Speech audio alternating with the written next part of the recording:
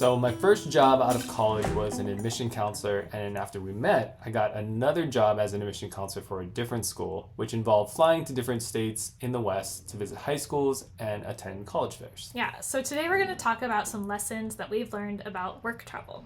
So whenever possible, make your own travel bookings so you get the award points for your hotels, flights, and use travel credit card so that you can earn points for on-the-ground expenses as well.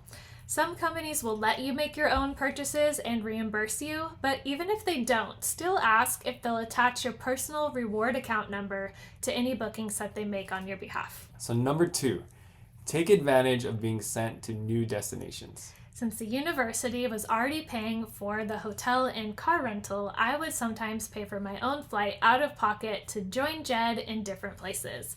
Whenever possible, we'd stay a few days longer on our own dime to explore, whether it was before or after. In Alaska, one of our friends connected us to their parents in Anchorage, who let us stay in their off-grid cabin in the woods, which was incredible. Another budget tip is to book hotels that offer breakfast. Some even have evening refreshments, or you can find rooms with kitchenettes to do a little cooking and reduce your dining out expenses. So to sum it all up, don't miss out on the opportunity that work travel provides. Let us know if you have any tips or tricks to make the most out of traveling for work.